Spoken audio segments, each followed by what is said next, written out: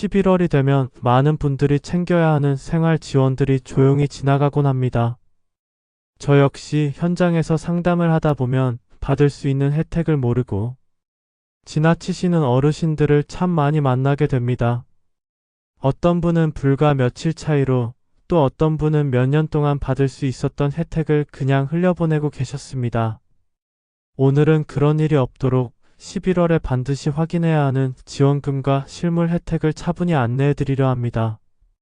특별한 지식이 필요한 것도 아니고 복잡한 과정이 있는 것도 아닙니다. 단지 알고 가느냐 모르고 지나가느냐가 모든 걸 결정합니다. 지금부터 차근차근 설명드릴 테니 편하게 들어보시면 좋겠습니다. 제가 가장 안타깝게 느끼는 순간은 받을 수 있었던 지원을 놓치고 뒤늦게 아쉬워하시는 분들을 만날 때입니다. 11월에만 신청할 수 있는 혜택들이 있는데 많은 분들이 그 존재 자체를 모르고 지나가곤 하죠. 문제는 이 혜택들이 자동으로 지급되지 않는다는 점입니다. 꼭 본인이 직접 신청해야만 받을 수 있습니다. 혹시 여러분도 작은 금액이라 대수롭지 않게 여기고 계시지는 않으신가요? 그런데 매달 받는 작은 지원이 1년이면 꽤 큰 돈이 됩니다. 지난해 기준으로 한 달에 3만 원이면 1년에 36만 원이고 2년이면 70만 원이 넘습니다. 이 돈이면 병원비 부담도 줄일 수 있고 손주들 용돈도 더 여유롭게 챙겨줄 수 있습니다. 그동안 이런 구조를 모르는 분들이 많다 보니 혜택이 있는지조차 모르고 지나가는 경우가 반복됐습니다. 정보 접근이 쉽지 않다는 점도 큰 원인입니다. 주민센터에서 안내문을 붙여놓긴 하지만 글씨가 작고 어려운 용어가 많아서 그냥 지나치기 일쑤입니다. 인터넷으로 찾아보라고 하지만 스마트폰 사용이 익숙하지 않은 분들에겐 더 어려운 일이죠. 얼마 전 정순애님을 만났습니다. 올해 72세이신 분인데 텃밭 농사 지으며 큰 어려움 없이 지내셨습니다. 그런데 어떤 지원이 있는지 전혀 모르고 계셨습니다. 이분은 평소 집과 텃밭만 오가며 지내셨고 특별히 복지관이나 경로당에 나가지도 않으셨습니다. 그러다 보니 다른 어르신들과 정보를 주고받을 기회가 없었던 겁니다. 아드님이 우연히 회사 동료에게서 소식을 듣고 함께 주민센터에 가자고 권했습니다. 처음엔 귀찮다며 거절하셨지만 아드님이 계속 설득해서 마지못해 따라가셨습니다. 주민센터 담당자분이 몇 가지 질문을 하더니 조건이 맞는 항목이 하나 있다고 알려주셨습니다. 그 자리에서 바로 신청서를 작성하고 필요한 서류도 제출했습니다. 신청 후 한 달쯤 지나자 통장에 지원금이 들어왔습니다. 그리 큰 돈은 아니었지만 매달 꾸준히 받으니 생활에 도움이 되었습니다. 이후로 그분은 주변 분들에게도 꼭 알아보라고 권하고 다니십니다. 본인이 몰랐을 때 느꼈던 아쉬움을 다른 분들은 겪지 않았으면 하는 마음에서였죠. 이렇게 작은 정보 하나가 생활에 바로 도움이 되는 경험을 여러 번 봐왔습니다. 그래서 지금 말씀드립니다. 이번 11월 주민센터 가시기 전에 내가 받을 수 있는 항목이 뭔지 한번 체크해 보시는 것만으로도 큰 변화를 만들 수 있습니다.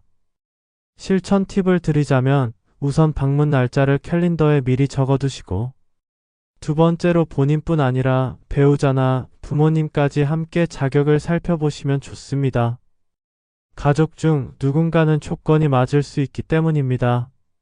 세 번째로 신분증과 통장 사본은 꼭 챙겨가세요. 대부분의 신청에 필요한 기본 서류입니다.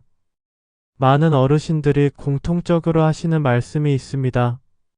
내가 받을 수 있는 걸 누가 알려주기 전까지는 알 방법이 없다는 말입니다. 실제로 그 말이 틀리지 않습니다. 지원금은 분명하게 존재하지만 그 정보를 찾는 과정이 쉽지 않다 보니 자연스럽게 놓치는 일이 생기는 겁니다. 특히 주민센터 기반 지원들은 대부분 신청자 중심으로 운영되기 때문에 내가 찾아가지 않으면 안내가 오지 않는 경우도 많습니다. 직접 전화를 걸거나 방문해서 물어봐야 하는데 그게 또 쉬운 일이 아닙니다. 전화는 통화 대기 시간이 길고 방문하자니 몸이 불편하거나 날씨가 좋지 않으면 미루게 됩니다. 여러분은 혹시 이런 생각을 해보신 적 없으신가요? 내가 받을 자격이 있긴 한 걸까? 괜히 갔다가 안 된다는 소리 들으면 창피하지 않을까 하는 걱정 말입니다. 많은 분들이 이런 마음 때문에 아예 시도조차 하지 않으십니다. 이런 구조 속에서 박재열 님도 지원금을 몇 번이나 놓치고 지나가셨습니다. 올해 69세이신 분인데 혼자 생활하시면서 텔레비전 밖에 정보 창구가 없다 보니 나 같은 사람도 받을 수 있을까 하는 생각을 아예 하지 않으셨던 겁니다. 그분은 젊었을 때 일하다 다친 허리 때문에 오래 걷기가 힘드셨습니다. 그래서 주민센터까지 가는 것도 부담스러웠죠. 게다가 혼자 사는 남자 어르신이라 주변에 물어볼 사람도 마땅치 않았습니다. 이웃집 김미라님이 어느 날 복도에서 마주쳤을 때 자신이 최근에 신청했던 이야기를 들려주셨습니다. 76세이신 그분도 처음엔 몰랐는데 딸이 알려줘서 신청했더니 생각보다 쉬웠다고 하셨습니다.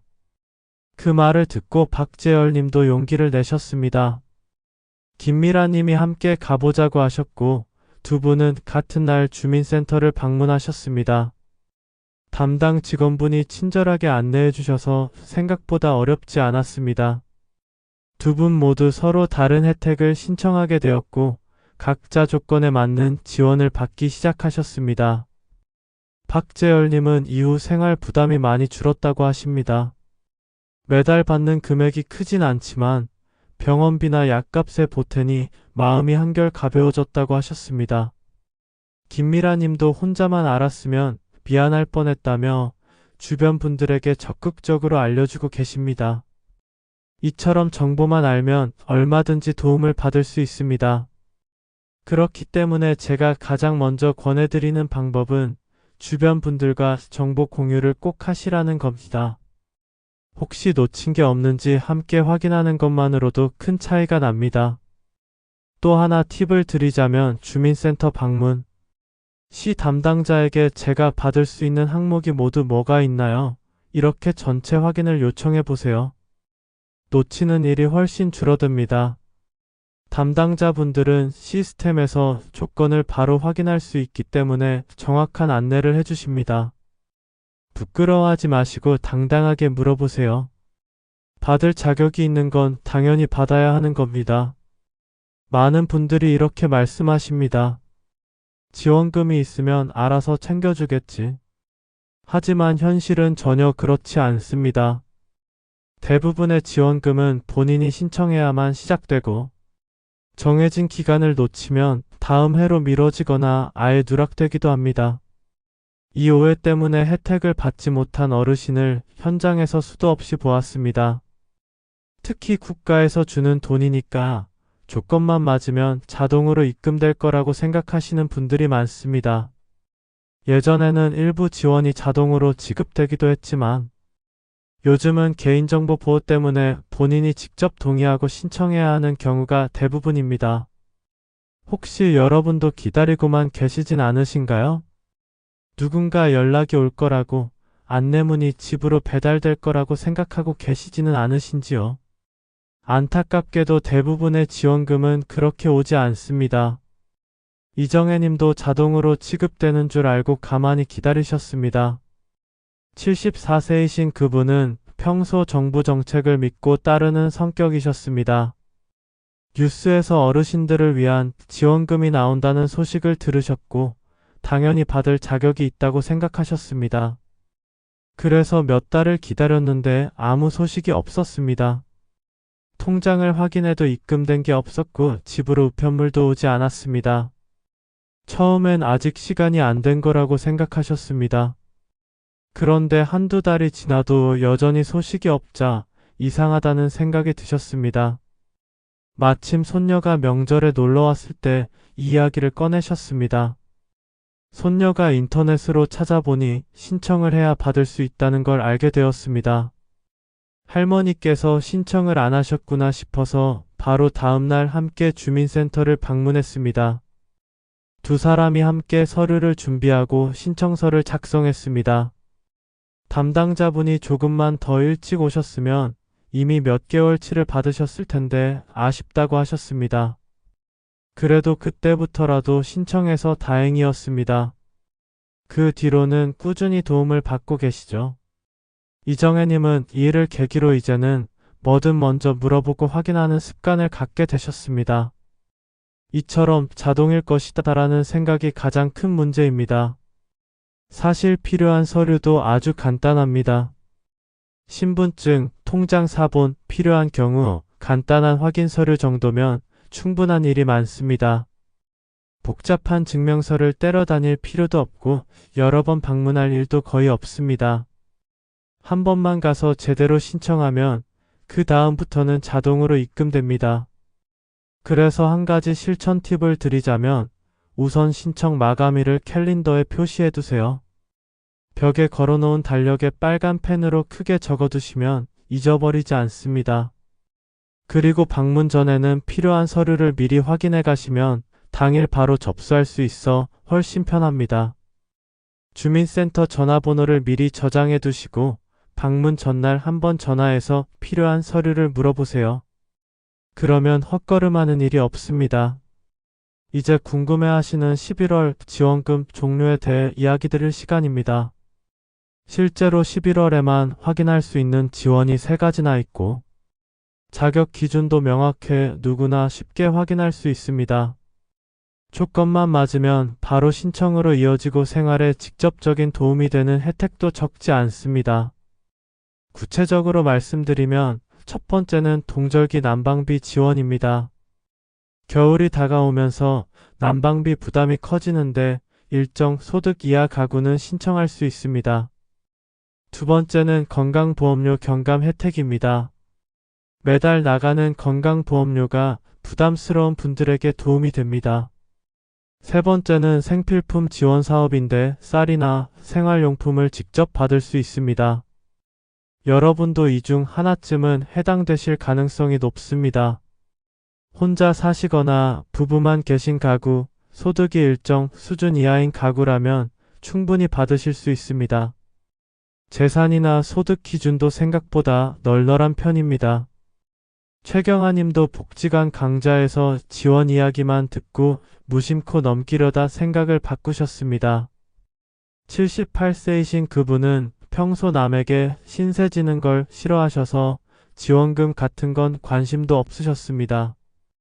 연금으로 생활하시는데 크게 부족한 건 없지만 여유롭지도 않았습니다.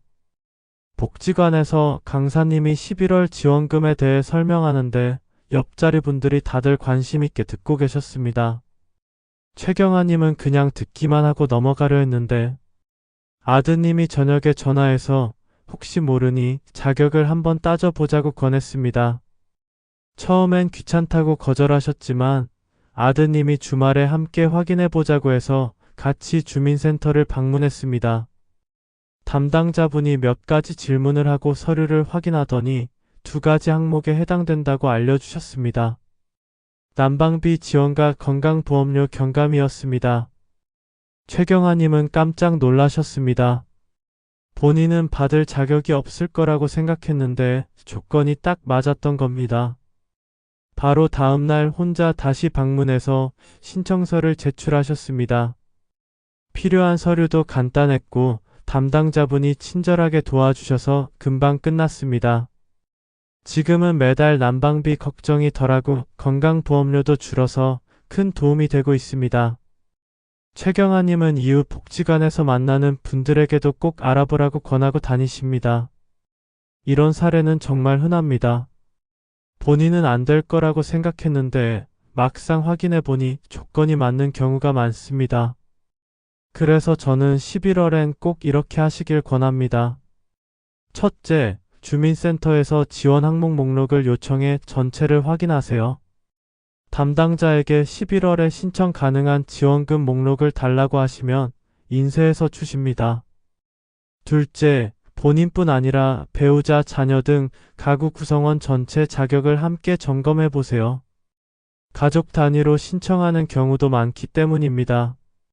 이 2가지만 해도 놓치는 혜택이 크게 줄어듭니다. 이제 결론은 한 가지입니다. 지원금은 존재합니다. 하지만 챙기지 않으면 아무도 대신 챙겨주지 않습니다. 11월이 중요한 이유는 이 시기를 놓치면 다음 기회까지 기다려야 하는 경우가 많기 때문입니다. 많은 어르신들이 조금만 더 일찍 알았더라면 하고 아쉬워하셨던 이유도 바로 여기에 있습니다. 1년치를 받을 수 있었는데 몇 개월만 받게 되거나 올해 신청을 못해서 내년까지 기다려야 하는 경우도 있습니다. 시간이 지나고 나면 돌이킬 수 없습니다. 여러분은 혹시 내일 하지 뭐하고 미루고 계시진 않으신가요? 오늘 안 해도 내일 하면 되고, 이번 주 안 해도 다음 주 하면 된다고 생각하시는 건 아닌지요? 그렇게 미루다 보면 어느새 11월이 지나가고 12월이 됩니다. 유강복 님도 늘 미루다가 몇 번이나 혜택을 놓쳤던 분입니다. 75세이신 그분은 성격이 느긋하신 편이라 급한 일이 아니면 천천히 하는 스타일이셨습니다. 작년에도 11월 지원금 소식을 들었는데 바쁘다는 핑계로 미루다가 결국 신청 기간을 놓치셨습니다. 그때 정말 후회하셨지만 이미 늦은 뒤였습니다.